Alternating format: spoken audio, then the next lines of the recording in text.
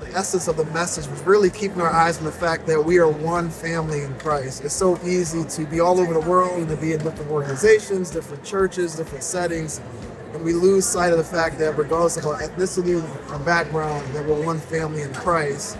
And we see this in Acts chapter 9, where the church is from different regions. We're still one in that peace in the spirit. So I'm really trying to call our hearts back today. That first part, right. You know, we see so much division, oftentimes these days, around political polarization. And, you said something that the church divided and lacks unity, especially in a city like Chicago, just becomes a bunch of people making noise, something to that effect.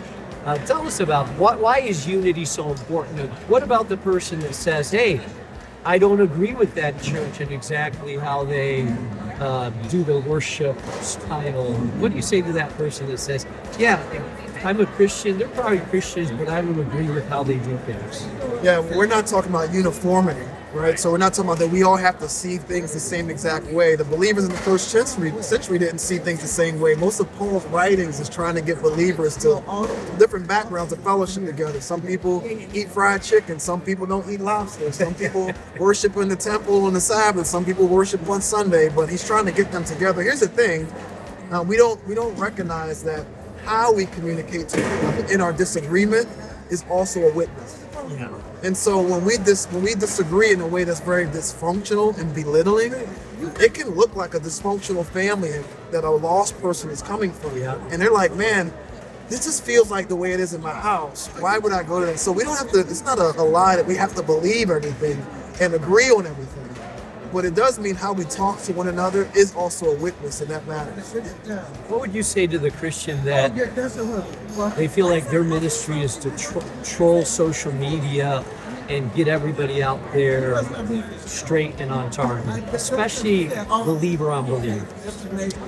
Yeah, scripture, well, a couple things. One word that terrifies me is Jesus says, every word that we utter, we have to give an account for it.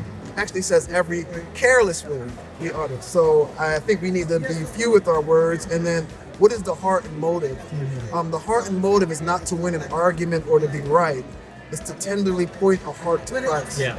And so if your heart is not to point someone to Christ, but to win an argument, then I don't believe that your heart then is a posture of love. It's a self-righteous posture. But a heart of love cares more about your heart getting to Christ than who wins an argument about A or B. Good word. There you go. There you have it. If you want to hear more of the message, it's Moody Chapel, April 21st. I think you'd really enjoy it. God bless you. Thank you, John. Amen.